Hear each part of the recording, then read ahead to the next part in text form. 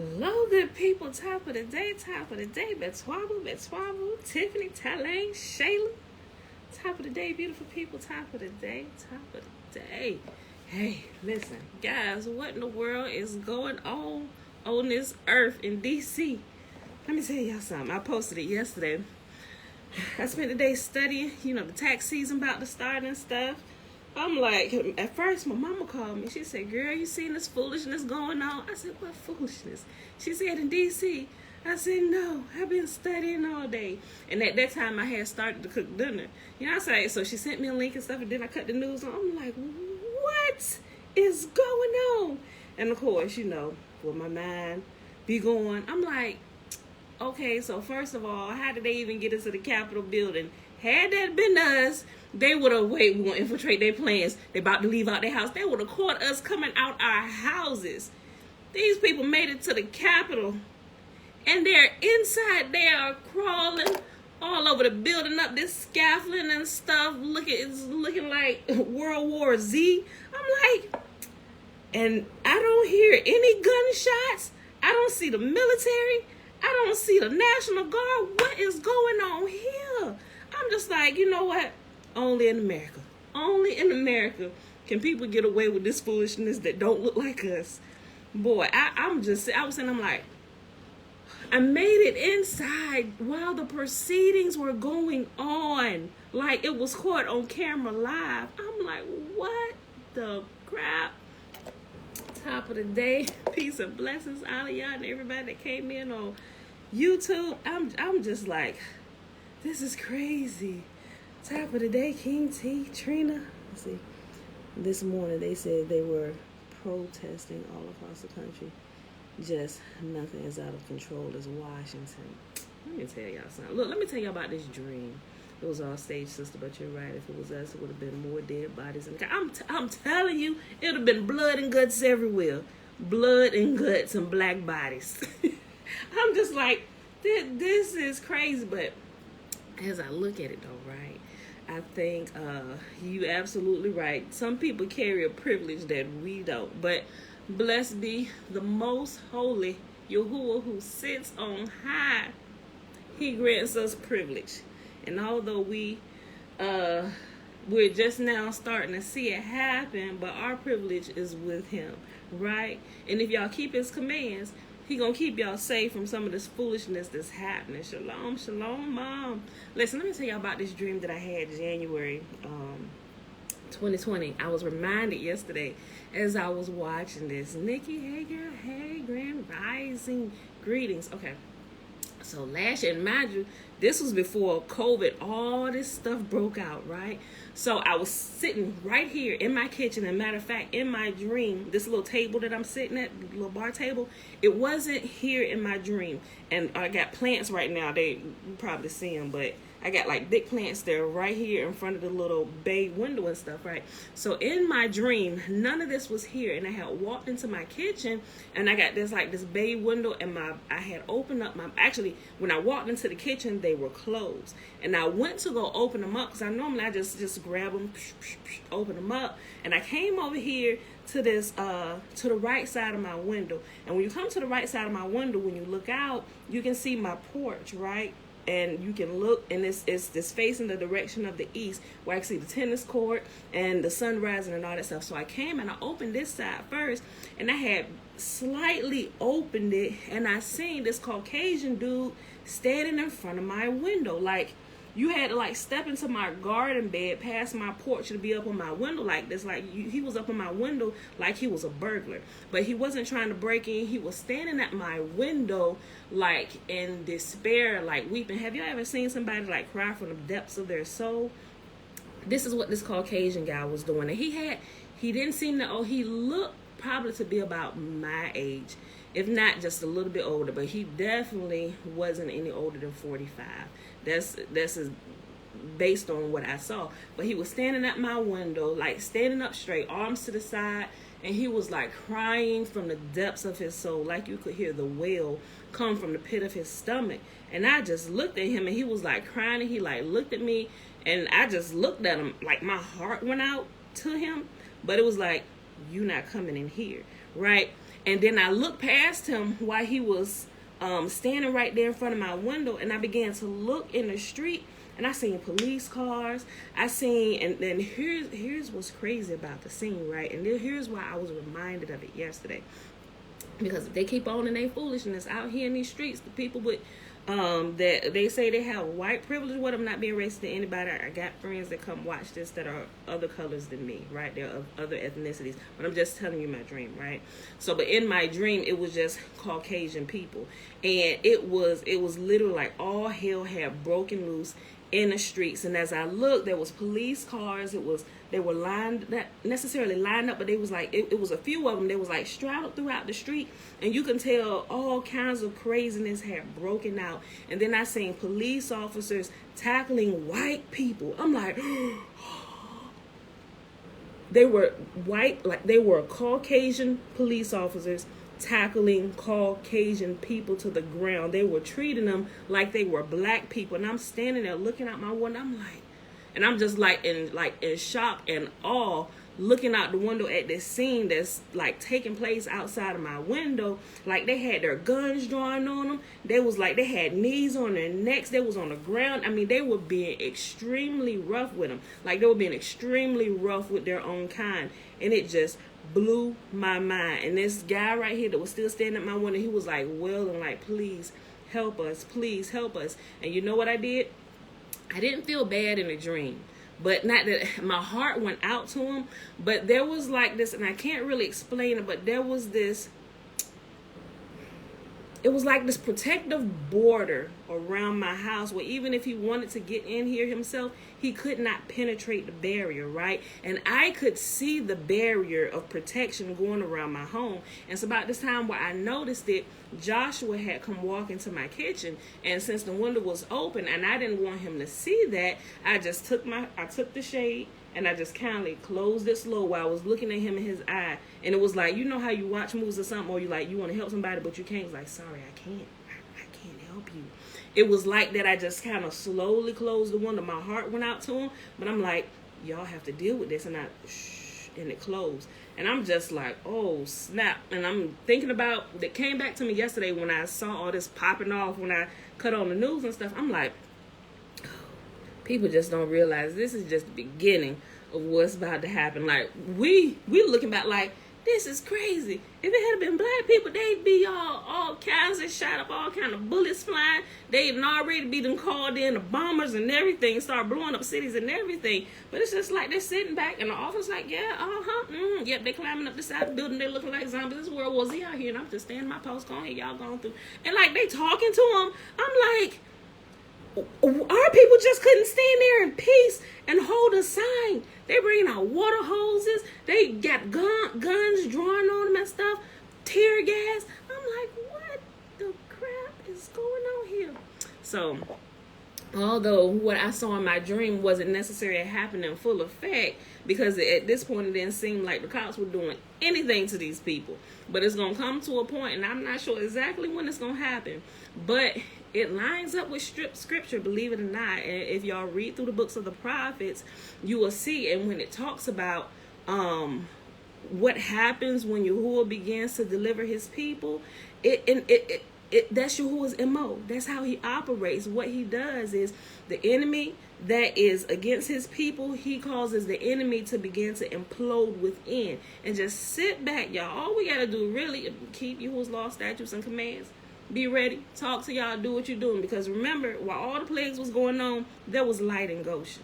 There was lights in Goshen. And we was just moving on in peace. Yes, thank you, Tiffany. The book of Daniel, Obadiah give examples. Absolutely right. But there was light in Goshen. And when it came to I think it was the third or the fourth plague. We're not going to find out today. Tomorrow. We'll find out. But there's a specific point in the plagues that start happening. Like, look at now. Everybody's being affected by COVID. When it first popped off, I was like, wait a minute, is this the separation of the plagues now? But then when they started pushing this big thing, it's affecting black people more and more and more. And I'm just like, this is not the separation plague yet. Because at a point in time, as Yahuwah brings the plagues on the nations to judge them for all the hardships and all the torturous and treacherous things that they've done to his people, he brings a separation. to let the nations know, now I'm bringing a separation between my people and everybody else, to let you know that I'm their mighty one. I fight for them. And so the plagues from a certain point, they did not affect Egypt.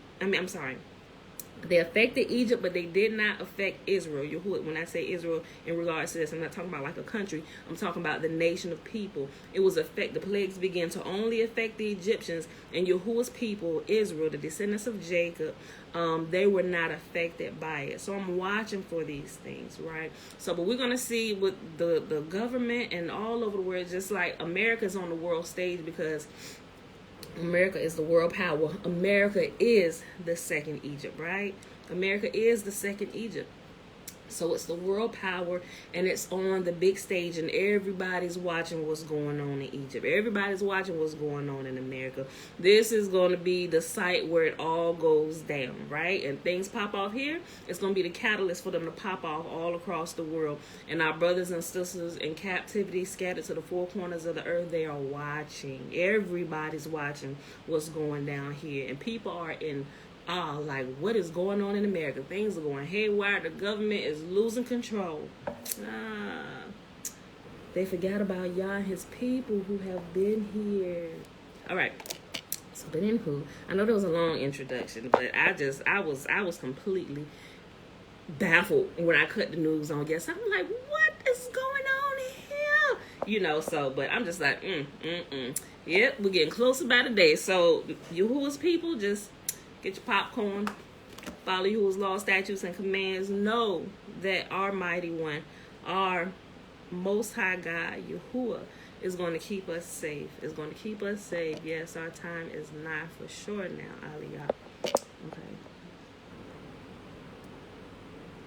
I know your husband is ready to protect you all, but it's time for us to be vigilant, because our enemies will start doing crazy things as we see it unfold, and stay safe at all times. Absolutely. Oh, yeah, you're probably referring to my dream. Yeah. Like, if y'all meet my husband in real life, James Murphy don't play that. James Murphy don't play that. Like, y'all think y'all seen a monster when he feels like his family is slighted? Bruh. May y'all rest the souls who try and come up against this house. But I thank Yah that his peace rests upon us, and we're kept at bay, because, Father, only you know. Okay, y'all. But anyway, it's Thursday. Happy Thursday. It is January 7th, 2021. Day 44 of year 3 of reading through the books of the law and prophets, and of the 3-year consecutive day count, day 713. All right, guys. So we're going right into Exodus 4, 5, and 6, and then we're going to start filling in with some of the details over in the Legends of the Jews. Let me tell y'all something. I'm so excited about filling in some of these places with Moses and what he saw, and in this generation to come. I was like, that is clearly us. Y'all's talking to Moses about us. Like, this is happening right now. Like, I got so excited, and I wanted to jump right to it today, but I'm like, Pam, just follow it and let the story build up, because we're going to be here for a while, because everything that's left in the Legends of the Jews, it covers Exodus, Leviticus, Numbers, and Deuteronomy. So I'm going to try to keep my excitement under control, knowing that we're going to get to it in the days to come. So thank you, Tiffany. I'm about to do the Shema. Thank you. Knowing we're going to get to it. So I'm just enjoy the journey. Okay, so let's get started with the Shema. Remember the Shema, if you don't know what the Shema is. It's just what is it? It's a announcement to Yahuwah's people. It's what's the word? It's like a heralding to Yahuwah's people, like, hey people, listen up. Like, it's an announcement to Yahuwah's people, something to remember always. Okay, here it is. I'm sorry, I added a couple other things. Okay, the Shema is found in Deuteronomy chapter 6. I would recommend you read the entire chapter, but I'll pull out the meat of it, and I start at verse 3. Hear, O Israel, and observe to do it, that it may be well with you, and that you may increase mightily, as Yahuwah, the God of our fathers, has promised us, in a land that flows with milk and honey. Hear, O Israel, like, pay attention, people. Hey, Israel, hey. You know how somebody had a microphone when they talk to the crowd of people? Hey, listen up. I need everybody's attention. Pay attention. This is what this is saying. This is what the Shema is. Pay attention. Hear, O Israel, Yahuwah, our God, He is one God. And that's something Yahuwah had to keep reminding our people, because remember, when he gave them this, they had just come out of Egypt. So for the last 210 years of hard bondage, they were in hard bondage the last 210 years, but the previous years before that, they were living free. They were straight in everything. It wasn't until after Joseph had passed away and a new Pharaoh came on the scene that the hard bondage began. And it was only a total. They saw the whole time that they were in Egypt, from the time the famine came and all of Israel came, and Joseph assigned them the land of Goshen as okayed by Pharaoh. The whole time that they sojourned in Egypt at this time was 430 years. But the time of hard bondage, hard labor during that 430 years was only 210 years. It verifies that and through the Apocrypha a couple times, and it also verifies it a few times through the Legends of the Jews and a couple other places. So don't get that screwed up. I know the way that they show the movies and stuff like, oh, this is the 400 years. No, because remember when they came out, that Yahuwah said, he was talking to them while they had just come out of that captivity, right when they were in the wilderness, and Yahuwah was speaking to Moses. He said, listen, they're going to go back into bondage at a later date. He said this time they're going to go by ships and all these other things that he labeled out, and that's this bondage right here: transatlantic slave trade, Spanish Inquisition, all of those things. That's this time here that we're coming to the end of. That's what that is talking about, right? So he had to constantly remind them, because while we're in captivity, he said, you're going to go into the land of your captivity, and he said while you're there, you're going to be free to worship all kinds of multiple gods, because we got kicked out because we weren't keeping the commands. We weren't worshiping Yahuwah alone. We get to hear to the other nations, people worshiping Buddha, people worshiping all different types of entities, 2 and 3 entities and stuff. Yahuwah had to keep reminding them, I am one. I am one. I am one. Pay attention, Israel. Pay attention, Israel. I am one God. So that's what this was, right? Hear, O Israel, Yahuwah, our God, he is one God. And you shall love Yahuwah your God with all your heart, with all your soul, and with all your might. And these words which I command you this day shall be in your heart. And you shall teach them diligently unto your children. And you shall talk of them when you sit in your house, and when you walk by the way, and when you lie down, and when you rise up. And you shall bind them as a sign upon your hand in your action. Your hand represents action. And they shall be as frontlets between your eyes, your thoughts, what you think on, what you meditate on. Meditate on Yahuwah's laws, his statutes, and commands, like he told Joshua in a couple other different places. He said, because this is what's going to make your way successful. Thoughts drive the actions, right? And you shall bind them for a sign upon your hand, and they shall be as frontlets between your eyes. And you shall write them upon the posts of your house and on your gates. Command your house in righteousness. Teach them the words of Yah, so that you can train your children, your household in righteousness. And as they go out and as they get older, it's going to talk to them. It's going to keep them in the way. Even if they go astray, it's going to bring them back to the paths of righteousness. And it will save you alive this day, right? It's going to keep you. And Yahuwah commanded us to do all these statutes, to fear Yahuwah our God for our good always, that he might preserve us alive as it is this day. And it shall be our righteousness if we observe to do all these commandments before Yahuwah our God, as he has commanded us. Okay, people. So let's go ahead and get started with the reading for today. I love looking at your handsome face. I love it. I love it today. Gotcha. Call you, baby. Gotcha. Okay, beautiful people. Exodus chapter 4. But Moshe, what am I doing? Hold on. I forgot. I was so used to last month pulling this open. I'm reading it offline. Hold on. I'm sorry. I sidetracked. My husband sidetracked me. No, I'm not joking. I just wasn't paying attention. Okay. Hold on. I like to read it from the NLT because it's more of our terminology today, so not that it matters for real. It's the same. You get the same story. Some stuff you may have to translate for proper interpretation, but for the most part, it's good. Okay. All right, people. Here we go. Exodus chapter 4. Tiffany. But Moses protested again. What if they won't believe me or listen to me? Remember yesterday, the last part, Yahuwah was saying, look, I'm going to send you to Pharaoh. And you're going to tell him, let my people go. But Moses protested again. What if they won't believe me or listen to me?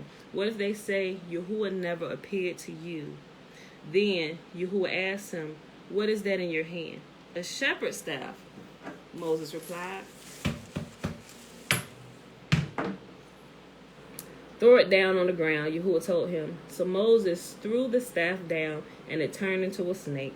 Moses jumped back. Then Yahuwah told him, reach out and grab its tail. So Moses reached out and grabbed it, and it turned back into a shepherd's staff in his hand. Perform this sign, Yahuwah told him. Then they will believe that Yahuwah, the God of their ancestors, the God of Abraham, the God of Isaac, and the God of Jacob, really has appeared to you. Then Yahuwah said to Moses, now put your hand inside your cloak. And Moses put his hand inside his cloak, and when he took it out again, his hand was as white as snow with a severe skin disease. Now put your hand back into your cloak, Yahuwah said. So Moses put his hand back in, and when he took it out again, it was healthy as the rest of his body. Yahuwah said to Moses, if they do not believe you and you are not convinced by the first miraculous sign, they will be convinced by the second. And if they don't believe you or listen to you even after these two signs, then take some water from the Nile and pour it out on the dry ground. When you do, the water from the Nile will turn to blood on the ground. But Moses pleaded with Yahuwah, O Lord, I am not very good with words. I never have been, and I am not now. Even though you have spoken to me, I get tongue-tied and my words get tangled. Then Yahuwah asked Moses, who makes a person's mouth? Who decides whether people speak or do not speak, hear or do not hear, see or do not see? Is it not I, Yahuwah? Now go, I will be with you as you speak, and I will instruct you in what to say. But Moses again pleaded, Lord, please send anyone else. Then Yahuwah became angry with Moses. All right, he said, what about your brother Aaron, the Levite? I know he speaks well, and look, he is on his way to meet you now. He will be delighted to see you. Talk to him and put the words in his mouth. I will be with both of you as you speak, and I will instruct you both in what to do. Aaron will be your spokesman to the people. He will be your mouthpiece, and you will stand in the place of God for him, telling him what to say. And take your shepherd's staff with you and use it to perform the miraculous miracles I have shown to you. So Moses went back home to Jethro, his father-in-law. Tiffany, funny. So he went back home to his father-in-law Jethro. Please let me return to my relatives in Egypt, Moses said. I don't even know if they are still alive. Go in peace, Jethro replied. Before Moses left Midian, Yahuwah said to him, return to Egypt, for all those who wanted to kill you have died. So Moses took his wife and sons and put them on a donkey and headed back to the land of Egypt. In his hand he carried the staff of Yahuwah. And Yahuwah told Moses, when you arrive back in Egypt, go to Pharaoh and perform all the miracles I have empowered you to do. But I will harden his heart so he will refuse to let the people go. Then you will tell him, this is what Yahuwah says. Israel is my firstborn. And here's where we begin to see where Yahuwah begins to talk about his son. So if y'all paying attention, pay very close attention, because this is where he starts repeating it. Remember, Jacob is Israel. And Israel now is more than just one person. From the loins of Jacob comes all of Israel, all of his children and their descendants. When he's talking about his son, he said, my son. He's not talking about a singular person. And when Yahuwah talks about his son in scripture, he's never talking about one person. He's always talking about the whole of his people, the entire nation of his people. He uses his son as we use the word family. It's a plural word, right? It's singular, but when Yahuwah uses it, it's plural. He said, this is my son. When he's going to pay attention, it proves it right here. Then you will tell him, this is what Yahuwah says. Israel is my firstborn son. I commanded you, let my son go so he can worship me. Is he talking about one person out of the group of people? No, he's talking about the whole nation of them. Let all of them go. So remember that. If you did not know, if you were not paying attention, please pay attention to what Yahuwah is saying. When we pay attention to what Yahuwah is saying, we get what he is saying. And we don't get all twisted up when wrong teaching is taught to us in different sects of religious places, right? Okay. Then you will tell him, this is what Yahuwah says, Israel is my firstborn son. I commanded you, let my son go so he can worship me. But since you have refused, I will now kill your firstborn son. Remember the plague at Passover? And when Yahuwah was talking about their son, who did it kill? It didn't just kill one person. It killed all the firstborn sons of their nation, right? But since you have refused, I will now kill your firstborn son. On the way to Egypt, at a place where Moses and his family had stopped for the night, Yahuwah confronted him and was about to kill him. But Moses' wife, Zipporah, took a flint knife and circumcised her son. She touched his feet with the foreskin and said, now you are a bridegroom of blood to me. When she said bridegroom of blood, she was referring to the circumcision. After that, Yahuwah left him alone. Now Yahuwah said to Aaron, go out into the wilderness to meet with Moses.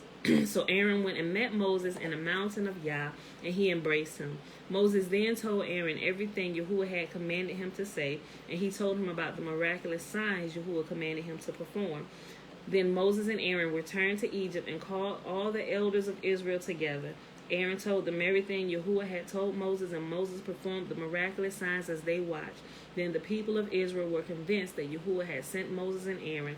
When they heard that Yahuwah was concerned about them and had seen their misery, they bowed and worshipped.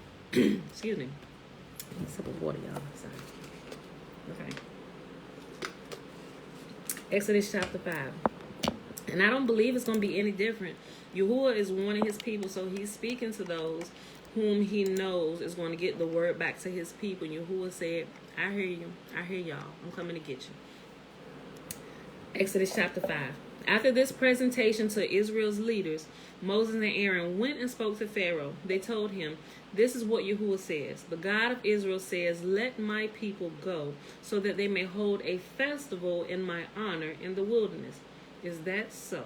Retorted Pharaoh. So remember, when some of these versions will say they'll hold a festival to me or come out and sacrifice to me, but they was, remember, like I said before, they were going out to when they're about to have a party. Yes, we free, we out of jail. Think about it when family get out of jail. If you had family members that got out of jail or whatever, or come back from some place where they've been restricted from contact with you or whatever, they're free. They just experienced their freedom. What we doing? We throwing a party. Get that grill. We about to grill up this meat. That's what the sacrifice. They about to eat. What did they do with the sacrifices? They ate them. They thanked Yah, unless it was a burnt offering and they burnt it completely up. And Yah smelled the savor of it. But everything else, he said, go ahead and season. Well, some meat couldn't be seasoned. But anyway, out there seasoning up that meat on the grill. They was about to throw a party out here in the wilderness and thank Yah for coming to deliver them. That's what was happening. He said, let my people go so that they may hold a festival in my honor in the wilderness. Is that so? Retorted Pharaoh. And who is this Lord? Why should I listen to him and let Israel go? I don't know the Lord, and I will not let Israel go. But Aaron and Moses persisted. The God of the Hebrews has met with us, they declared. So let us take a 3-day journey into the wilderness so we can go and offer sacrifices to Yahuwah our God. If we don't, he will kill us with the plague or with the sword. Pharaoh replied, Moses and Aaron, why are you distracting the people from their task? Get back to work. Look, there are many of your people in the land, and you are stopping them from their work. The same day, Pharaoh sent this order to the Egyptian slave drivers and the Israelite foremen. Do not supply any more straw for making bricks. Make the people go get it themselves, but still require them to make the same number of bricks as before. Don't reduce the quota. They are lazy. And that's why all this lie that's been propagated throughout the ages about our people. Don't reduce the quota. They are lazy. They just trying to get out of work. make them work a little harder. That's what he said. Don't reduce the quota. They are lazy. That's why they are crying out, let us go and offer sacrifices to our God. Load them down with more work. Make them sweat. That will teach them to listen to lies. So the slave drivers and the foremen went out and told the people, this is what Pharaoh says. I will not provide any more straw for you. Go and get it yourselves. Find it wherever you can, but you must produce just as many bricks as before. So the people scattered throughout the land of Egypt in search of stubble to use as straw. Meanwhile, the Egyptian slave drivers continued to push hard. Meet your daily quota of bricks just as you did when we provided you with the straw, they demanded. Then they whipped the Israelite foreman they had put in charge of the work crews. Why haven't you met your quotas either yesterday or today, they demanded. So the Israelite foreman went to Pharaoh and pleaded with him. Please don't treat your servants like this, they begged. We are given no straw, but the slave drivers still demand make bricks. We are being beaten, but it isn't our fault. Your own people are to blame. But Pharaoh shouted, you are just lazy, lazy. This is why you are saying, let us go and offer sacrifices to Yahuwah. Now get back to work. No straw will be given to you, but you still must produce the full quota of bricks. The Israelite foreman could see that they were in serious trouble when they were told, you must not reduce the number of bricks you make each day. And they left Pharaoh's court. They confronted Moses and Aaron, who were waiting outside for them. The foreman said to them, may the Lord judge you and punish you for making us stink before Pharaoh and his officials. You have put a sword in their hands and an excuse to kill us. Then Moses went back to Yah and protested, why have you brought all this trouble on your own people, Yah? Why did you send me? Ever since I came to Pharaoh as your spokesman, he has been even more brutal to your people, and you have done nothing to rescue them. Exodus chapter 6. Then Yahuwah told Moses, now you will see what I will do to Pharaoh. When he feels the force of my strong hand, he will let the people go. In fact, he will force them to leave his land. Good day, Natasha. Good day. And Yahuwah said to Moses, I am Yahuwah, the Lord. I appeared to Abraham, to Isaac, and to Jacob as El Shaddai, God Almighty. But I did not reveal my name, Yahuwah, to them, and I reaffirmed my covenant with them under its terms. I promised to give them the land of Canaan, where they were living as foreigners. You can be sure that I have heard the groans. You can be sure that I have heard the groans of the people of Israel, who are now slaves to the Egyptians. I am well aware of my covenant with them. Therefore, say to the people of Israel, I am Yahuwah. I will free you from your oppression and will rescue you from your slavery in Egypt. I will redeem you with a powerful arm and with great acts of judgment. I will claim you as my own people, and I will be your God. Then you will know that I am Yahuwah, your God, who has freed you from your oppression in Egypt. I will bring you into the land I swore to give to Abraham, Isaac, and Jacob. I will give it to you as your very own possession. I am Yahuwah. So Moses told the people of Israel what Yahuwah had said, but they refused to listen anymore. They had become too discouraged by the brutality of their slavery. Then Yahuwah said to Moses, go back to Pharaoh, king of Egypt, and tell him to let the people of Israel leave his country. But Yahuwah, Moses objected, my own people won't listen to me anymore.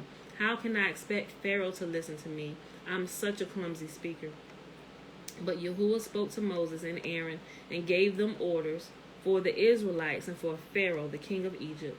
Yahuwah commanded Moses and Aaron to lead the people out of Egypt. These are the ancestors of some of the clans of Israel.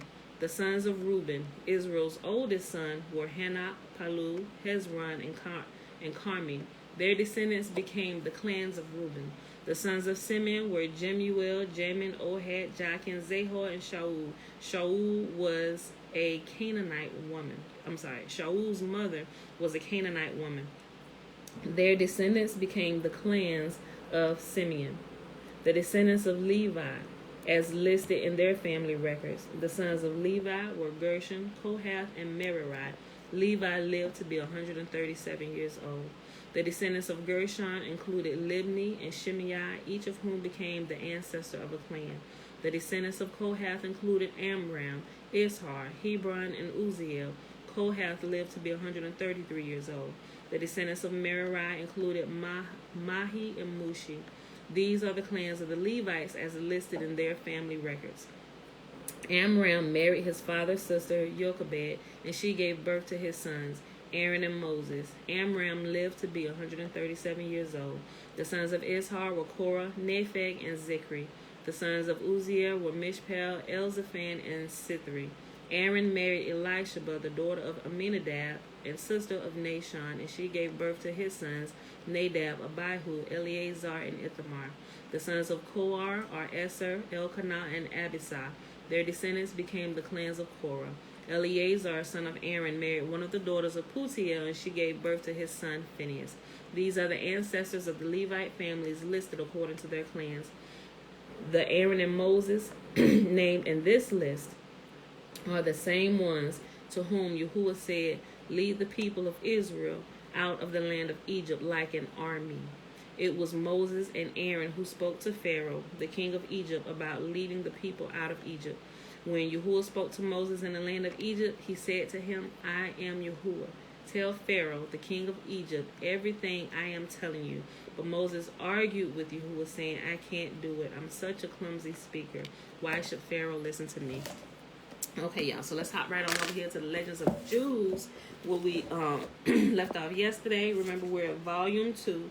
And this section right here, for those of you who have a different book, this section is the parents of Moses. And if you have the same book I have, it is page 208. Okay. When Pharaoh's proclamation was issued, decreeing that the men children of the Hebrews were to be cast into the river, Amram, who was the president of the Sanhedrin, decided that in the circumstances it was best for husbands to live altogether separate from their wives. He set the example. He divorced his wife, and all the men of Israel did likewise, for he occupied a place of great consideration among his people, one reason being that he belonged to the tribe of Levi, the tribe that was faithful to its God, even in the land of Egypt. I love this. Listen to this. For he occupied a place of great consideration among his people, one reason being that he belonged to the tribe of Levi, the tribe that was faithful to its God, even in the land of Egypt, though the other tribes wavered in their allegiance and attempted to ally themselves with the Egyptians, going so far as to give up Abraham's sign of the covenant. To chastise, remember, Abraham's sign of the covenant was what? Circumcision. Okay. To chastise the Hebrews for their impiety, Yahuwah turned the love of the Egyptians for them into hatred. Get back to work, y'all lazy. To chastise the Hebrews for their impiety, Yahuwah turned the love of the Egyptians for them into hatred, so that they resolved upon their destruction. Mindful of all that he and his people owed to Joseph's wise rule, Pharaoh refused at first to entertain the malicious plans proposed by the Egyptians against the Hebrews. He spoke to his people, "You fools, you are indebted to these Hebrews for whatever we enjoyed." Think about that. Remember, okay, you know how, and I'm not going to get too deep into this, right? So as people start to wake up, they kind of go back to see what was happening in Egypt and Egyptian land and all this stuff. And they start dabbling into a lot of stuff. But everything that the Egyptians had, it was because of the Hebrews. They were not as successful and as powerful until they arrived. Because when they arrived, their God arrived with them. So all the ingenuity that the Hebrews had, all the witty inventions and all these things, they brought that to the land of Egypt, which is why Egypt became a superpower. It was infused with the inventions of the people of Yah. It wasn't of their own doing. It was Yahuwah's people there. So when you hear about these great stories about Egypt and all the wisdom and even all the magic and all this stuff that comes out of there, it came from Yahuwah's people. It came from Yahuwah's people. Remember that. You fools, we were indebted to these Hebrews for whatever we enjoyed, and you desire now to rise up against them. But the Egyptians could not be turned aside from their purpose of ruining Israel. They deposed their king and incarcerated him for 3 months until he declared himself ready to execute with determination what they resolved upon. And he sought to bring about the ruin of the children of Israel by every conceivable means. Such was the retribution they had drawn down upon themselves by their own acts. As for Amram, not only did he belong to the tribe of Levi, distinguished for its piety, but by reason of his extraordinary piety, he was prominent even among the pious of the tribe. He was one of the 4 who were immaculate, untainted by sin, over whom death would have no power, had mortality not been decreed against every single human being on account of the fall of the first woman. I'm sorry, I read that too fast. He was one of the 4 who were immaculate, untainted by sin, over whom death would have had no power, had mortality not been decreed against every single human being on the account of the fall of the first man and woman. The other 3 that led the same sinless life were Benjamin, Jesse, the father of David, and Chileab, the son of David. If the Shekinah was drawn close again to the dwelling place of mortals, it was due to Amram's piety. Originally, the real residence of the Shekinah was among men, but when Adam committed his sin, she withdrew to heaven. At first to the lowest of the 7 heavens, thence she was banished by Cain's crime, and she retired to the 2nd heaven. Sins of the generation of Enoch removed her still farther off from men. She took up her abode in the 3rd heaven, then successively in the 4th, on the account of the malefactors in the generation of the deluge, in the 5th, during the building of the Tower of Babel and the confusion of tongues, in the 6th, by reason of the wicked Egyptians at the time of Abraham, and finally in the 7th, in consequence of the abominations of the inhabitants of Sodom.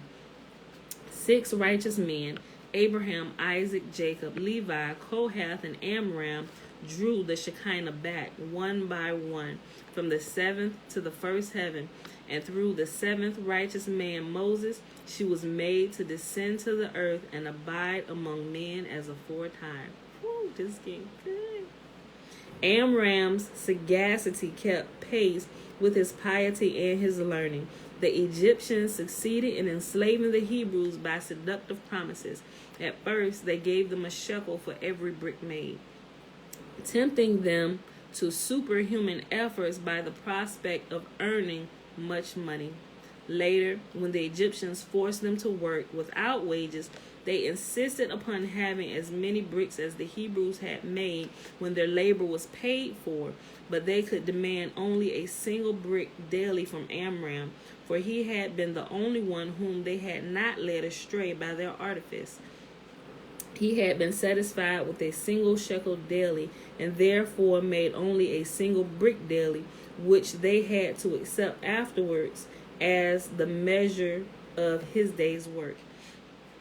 As his life partner, Amram chose his aunt Jochebed, who was born the same day with him. She was the daughter of Levi, and she owed her name, divine splendor, to the celestial light that radiated from her countenance.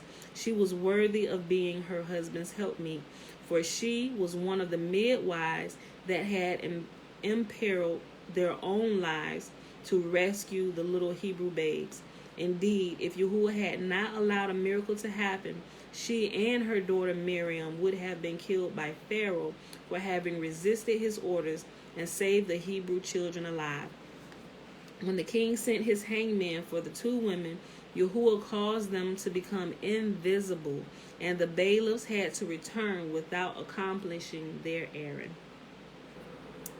The first child of the union between Amram and Jochebed, his wife, who was 126 years old at the time of her marriage, was a girl, and her mother called her Miriam, bitterness, For it was at that time of her birth that the Egyptians began to envenom the life of the Hebrews.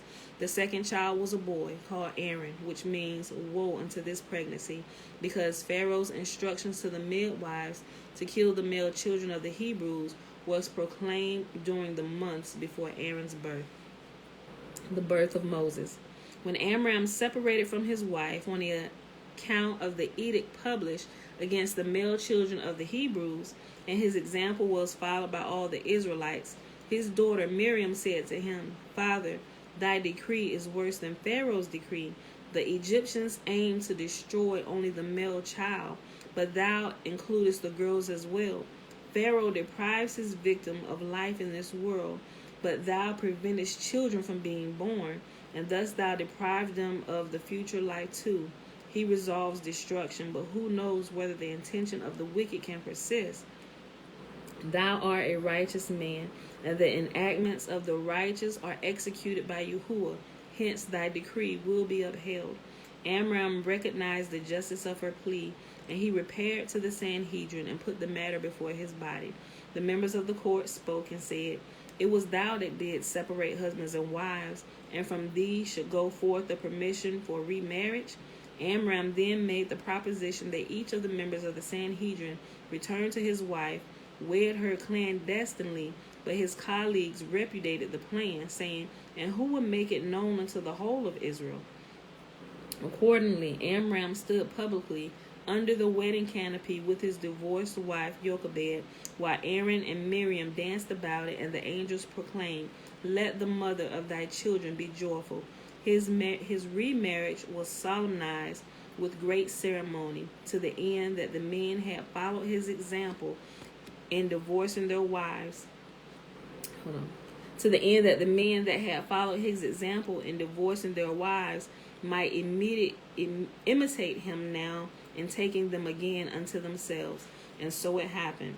Old as Jochebed was, she regained her youth.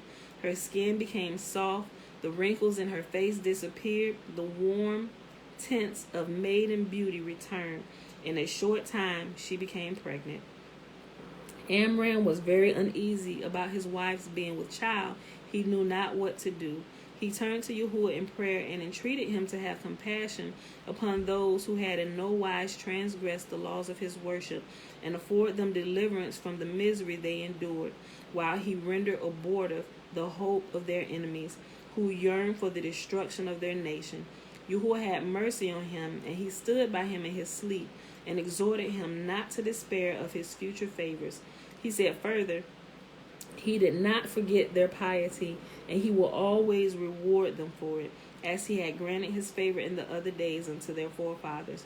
Know therefore, Yahuwah continued to speak, that I shall provide for you altogether what is for your good, for thee in particular that which shall make thee celebrated, for the child out of thy dread, whose nativity the Egyptians have doomed the Israelite children to destruction, shall be this child of thine, and shall remain concealed from those who watch to destroy him.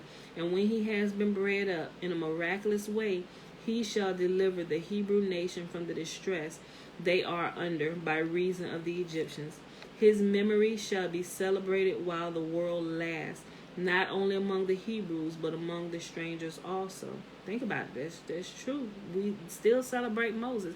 Matter of fact, Yahuwah told Moses that a gift to him is that the law that he had given directly to Moses, that's why you hear people call it the law of Moses, the books of Moses, the Torah of Moses. Yahuwah gave him that promise for being obedient. He said, I'm going to name this after you. And for all, as long as the world lasts, even in the world to come, they're going to know the Torah by your name. Although it was given directly from me to you to give to them, they're going to know it by your name. I'm giving you that honor, my friend. His memory shall be celebrated while the world lasts, and not only among the Hebrews, but among strangers also. And all this shall be the effect of my favor toward thee and thy posterity. Also his brother shall be such that he shall obtain my priesthood for himself and for his posterity after him until the end of the world. After he had been informed of these things by the vision, Amram awoke and told all to his wife Jochebed. His daughter Miriam likewise had a prophetic dream, and she related it unto her parents, saying, In this night I saw a man clothed in fine linen. Tell thy father and thy mother, she said, that he who shall be born unto them shall be cast into the waters, and through him the waters shall become dry, and wonders and miracles shall be performed through him, and he shall save my people Israel and be their leader forever. During her pregnancy, Jochebed observed that the child in her womb, was destined for great things. All the time she suffered no pain, as also she suffered none in giving birth to her son. For pious women are not included in the curse pronounced upon Eve, decreeing sorrow and conception and childbearing. Highlight that for everybody that gonna get pregnant again. Remember that. At the moment of the child's appearance, the whole house was filled with radiance equal to the splendor of the sun and the moon. A still greater miracle followed. The infant was not yet a day old when he began to walk and speak with his parents as though he were an adult. He refused to drink milk from his mother's breast. Jochebed gave birth to the child 6 months after conception. The Egyptian bailiffs, who kept strict watch over all pregnant women in order to be on the spot in time to carry off their newborn boys, had not expected her delivery for 3 months more. These 3 months the parents succeeded in keeping the babe concealed, though every Israelitish house was guarded by 2 Egyptian women, one stationed within and one without. At the end of this time they determined to expose the child, for Amram was afraid that both he and his son would be devoted to death if the secret leaked out, and he thought it better to entrust the child's fate to divine providence. He was convinced that Yahuwah would protect the boy and fulfill his word in truth. Jochebed accordingly took an ark fashioned of bulrushes, dabbed it with pitch on the outside, and lined it with clay within. The reason she used bulrushes was because they float on the surface of the water, and she put pitch on only the outside to protect the child as much as possible against the annoyance of a disagreeable odor. Over the child, as lay in the ark, she spread a tiny canopy to shade the babe with the words, Perhaps I shall not live to see him under the marriage canopy. And then she abandoned the ark on the shores of the Red Sea, yet it was not left unguarded. Her daughter Miriam stayed nearby to discover whether a prophecy she had uttered would be fulfilled. Before the child's birth, the sister had foretold that her mother would bring forth a son that should redeem Israel. When he was born, the house was filled with a brilliant light. Amram kissed her on her head, but when he was forced into the expedient of exposing the child, he beat her on her head, saying, My daughter, what hath become of thy prophecy? Therefore Miriam stayed and strolled along the shore to observe what would be the fate of the babe and what would come of her prophecy concerning him. The day the child was exposed was the 21st of the month of Nisan, the same on which the children of Israel later, under the leadership of Moses, sang the song of praise and gratitude to Yahuwah for the redemption from the waters of the sea. The angel appeared before Yahuwah and spoke, O Lord of the world, shall he that is appointed to sing a song of praise unto thee this day on the day of Nisan, to thank thee for rescuing him and his people from the sea, shall he find his death in the sea today? Yahuwah replied, Ye know well that I see all things. The contriving of man can do nothing to change what hath been resolved in my counsel. Those do not attain their end, whose cunning and malice to secure their own safety and endeavor to bring ruin upon their fellow men. But he who trusts in me in his peril will be conveyed from the profoundest distress to unlooked for happiness. Thus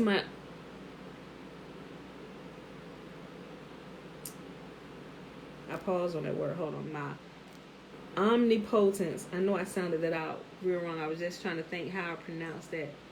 Omnipotence. Okay. Thus my omnipotence will reveal itself in the fortunes of this babe. At the time of the child's abandonment, Yahuwah sent scorching heat to plague the Egyptians, and they all suffered with leprosy and smarting boils. Thermotis, the daughter of Pharaoh, sought relief from the burning pain in a bath in the waters of the Nile, but physical discomfort was not her only reason for leaving her father's palace. She was determined to cleanse herself as well of the impurity of the idol worship that prevailed there. When she saw the little ark floating around among the flags on the surface of the water, she supposed it to be one of the little children exposed at her father's order, and she commanded her handmaids to fetch it. But they protested, saying, "Oh, our mistress, it happens sometimes that a decree issued by a king is unheeded, yet it is observed at least by his children and members of his household. And thus thou desire to transgress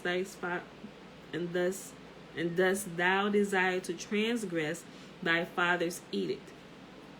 Forthwith the angel Gabriel appeared, seized all the maids except one, whom he permitted the princess to retain for her service, and buried them in the bowels of the earth. Pharaoh's daughter now proceeded to do her own will. She stretched forth her arm, although the ark was swimming at a distance of 60 ells.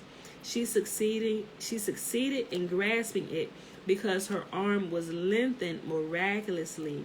No sooner had she touched it than the leprosy afflicting her departed from her. Her sudden restoration led her to examine the contents of the ark, and when she opened it, her amazement was great. She beheld an exquisitely beautiful boy, for Yahuwah had fashioned the Hebrew babe's body with peculiar care, and beside it she perceived the Shekinah. Noticing that the boy bore the sign of the Abrahamic covenant, she knew that he was one of the Hebrew children, and mindful of her father's decree concerning the male children of the Israelites, she was about to abandon the babe to his fate. At that moment, the angel Gabriel came and gave the child a vigorous blow, and he began to cry aloud with a voice like a young man's voice. His vehement weeping and the weeping of Aaron, who was laying beside him, touched the princess, and in her pity resolved to save him. She ordered an Egyptian woman be brought to nurse the child, but the little one refused to take the milk from her breast, as he refused to take it from one after another of the Egyptian women fetched thither. Thus it had been ordained by Yahuwah that none of them might boast later on and say, "I suckled him," that now holds converse with the Shekinah. Nor was the mouth destined to speak with Yahuwah to draw nourishment from the unclean body of an Egyptian woman. Now Miriam stepped into the presence of Thermutis, as though she had been standing there by chance to look at the child. And she spoke to the princess, saying, "It is vain for thee, O queen, to call the nurses that are in no wise kin to the child. But if thou wilt order a woman of the Hebrews to be brought, he may accept her breast, seeing that she is of his own nation." Thermutis therefore bade Miriam to fetch a Hebrew woman, and with winged steps, speeding like a vigorous youth, she hastened and brought back her own mother, the child's mother, for she knew that none present was acquainted with her.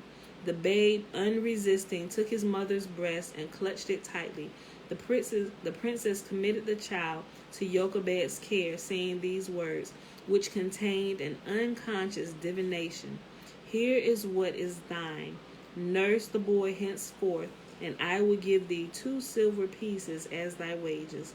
The return of her son, safe and sound, after she had exposed him, was Jochebed's reward from Yahuwah for her services as one of the midwives that had bidden defiance to Pharaoh's command and saved the Hebrew children alive. By exposing their son to danger, Amram and Jochebed had effected the withdrawal of Pharaoh's command and joining the extermination of the Hebrew men children. The day Moses was set adrift in the little ark, the astrologers had come to Pharaoh and told him the glad tidings that the danger threatening the Egyptians on the account of one boy, whose doom lay in the water, had now been averted. Thereupon Pharaoh cried a halt to the drowning of the boys of his empire.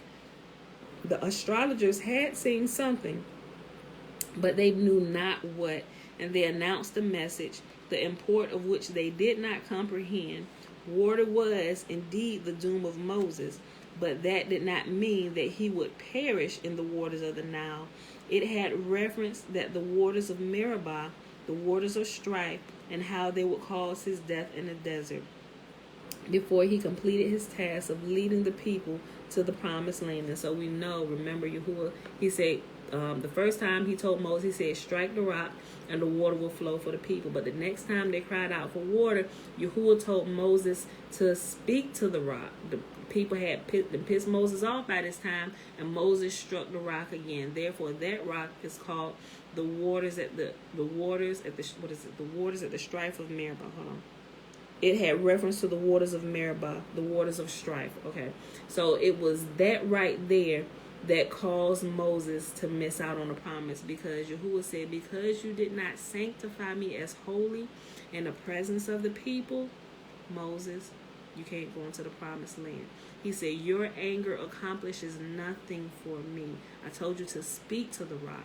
By you outlashing at them in anger, it's giving them the wrong perspective of who I am. And they know that you are my representative. And by you acting like this, they're going to think I ultimately am acting like this at this time. He said, and I am not. And because you did not sanctify me as holy in their eyes, you can no longer lead them. We're going to get to this point, and then we're going to transition Joshua into your place, and you're going to come up here and be with me, bruh. Yeah, so listen. I'm going to go back up a couple sentences. The astrologers had seen something, but they knew not what.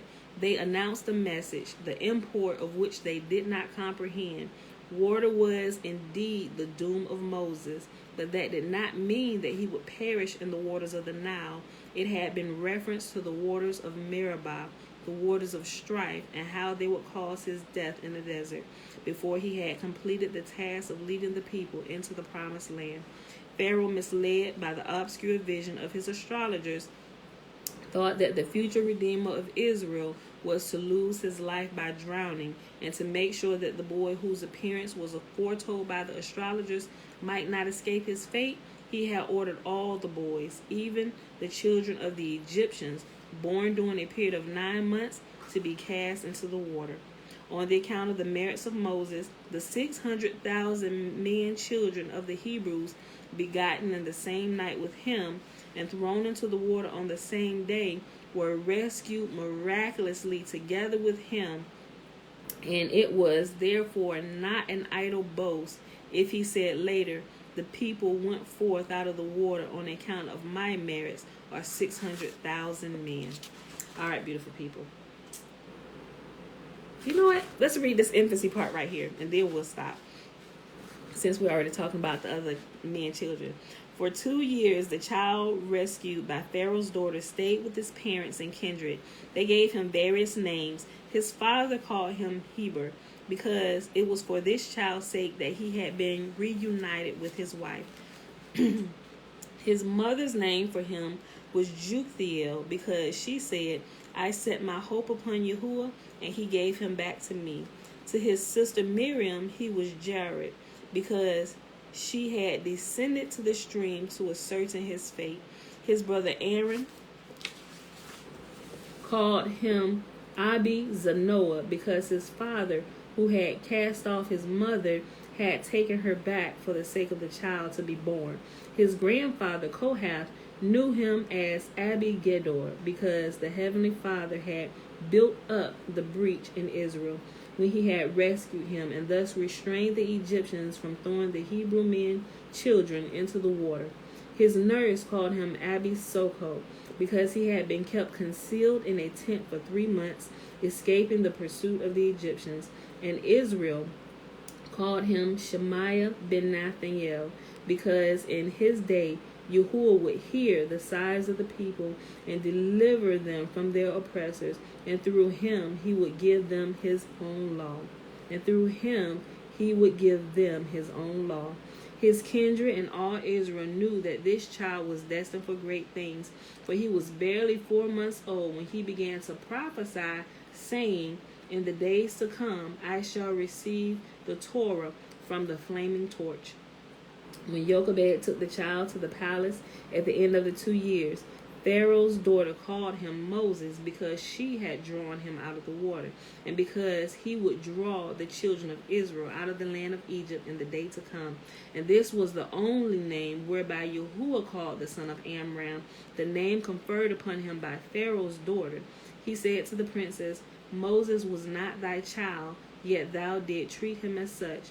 For this I will call thee my daughter, thou who art not my daughter. And therefore the princess, the daughter of Pharaoh, bears the name Bithiah, the daughter of Yah. She married Caleb later on, and he was a suitable husband for her. As she stood up against her father's wicked counsels, so Caleb stood up against the counsel of his fellow messengers sent out to spy out the land of Canaan. For rescuing Moses and for her other pious deeds, she was permitted to enter paradise alive. That Moses might receive the treatment at court usually accorded to a prince, Bithiah pretended that she was with child for some time before she had fetched him away from his parents' house. His royal foster mother caressed and kissed him constantly, and on account of his extraordinary beauty, she would not permit him ever to quit the palace.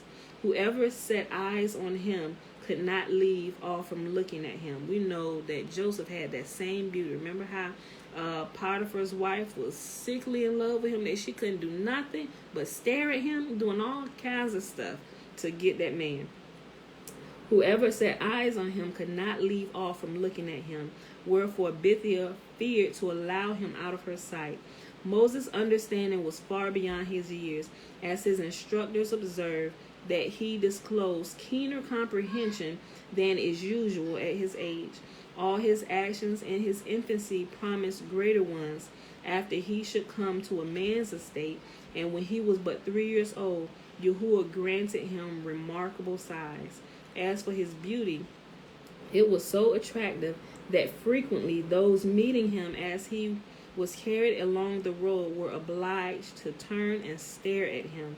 They would leave whatever they were about and stand still a great while, looking after him, for the loveliness of the child was so wondrous that it held the gaze of the spectator. The daughter of Pharaoh, perceiving Moses to be an extraordinary lad, adopted him as her son, for she had no child of her own. She informed her father of her intention concerning him in these words, I have brought up a child who is divine in form and in excellent mind, and as I received him through the bounty of the river in a wonderful way, I have thought it proper to adopt him as my son, and as the heir of thy kingdom. And when she had spoken thus, she put the infant between her father's hands, and he took him and hugged him close to his breast. And that, my beautiful people, is our reading for today. Yeah, it really is close and similar to Abraham's birth. Aliyah said Moses' birth was like Abraham's birth as well. Yep. All right, y'all. So I hope y'all enjoyed the reading for today. We read Exodus 4, 5, and 6, and we picked up some of the pieces starting on page 208 all the way up until 212. All right, beautiful people. It is Thursday, January 7th, 2021, day 44 of year 3 of reading through the books of the law and the prophets, and of 3-year consecutive day count, it is day 713. Yes, 713. All right, y'all. So let's go ahead over here and do the blessing. If y'all got any questions, go ahead and type them in real quick, and I'll look at it before we close out. Let's see. All right, and remember, the blessing is found in Numbers chapter 6. Starting at verse 22 all the way to the end of the chapter at verse 27. Remember, the first 21 verses is what? It's the Nazarite vow. Man or woman can take the Nazarite vow. And Yahuwah spake unto Moses, saying, Speak unto Aaron and unto his sons, saying, On this wise ye shall bless the children of Israel, saying unto them, May Yahuwah bless us and keep us. May Yahuwah make his face to shine upon us and be gracious unto us. May Yahuwah lift up his countenance upon us and give us his peace. And they shall put my name upon the children of Israel, and I will bless them. All right, beautiful people. All right, so no questions. All right, y'all. So go ahead, everybody, get out here and go to work. Do what you got to do this morning. I see y'all bright and early in the morning. You welcome. Y'all. I enjoy reading to you. All right, y'all. I love you. See you bright and early in the morning, 7:15 a.m. Eastern Standard Time.